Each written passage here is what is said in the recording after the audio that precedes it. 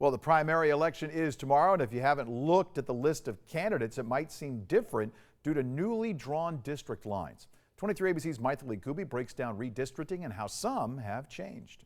When people move around, then you need to make sure that the districts are all proportional, that they're all equal. There's a rough balance in how many people live in each district. 23 ABC political analyst Alan Bowler explains that after a census count, lines are redrawn, and these new lines that have come into effect will impact the upcoming election cycle. So we district for a lot of different things: the U.S. Congress, the state assembly, county supervisors, and many different other officials have their districts redrawn every census period. Taking a look at the state assembly district specifically, Kern County includes districts 32, 34, and 35.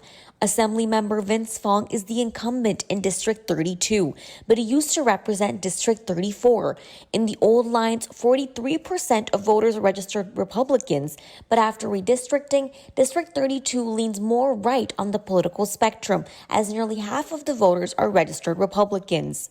Less than 10% of voters in State Assembly District 34 live in Kern County, as it also includes parts of LA and San Bernardino counties, with nearly 40% being Republican and about 30% Democrat. State Assembly District 35 includes just Kern County.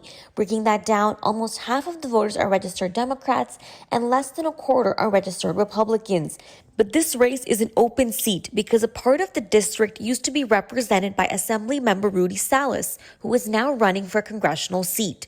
Kern County Supervisor Leticia Perez and Dr. Jasmeet Baines, both Kern County natives, are running for District 35 in the June 7th primary election. Regardless, experts say primaries help to reach residents and give those running the opportunity to connect with voters, especially with new ones after redrawn lines. Reality is that you have to keep people excited and then get them to the polls on election day. You have to stay in their ear because there is so much going on. There is so much that competes for people's daily attention that elections and voting just may not be at top of the mind. In Bakersfield, I'm Mailin Ballots, 23 ABC, connecting you.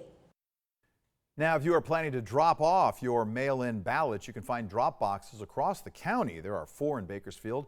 There's also ones in Arvin, Cal City, and Delano. We have their addresses right there on your screen. You can even take your ballot to any polling site in Kern County on Election Day to drop it off.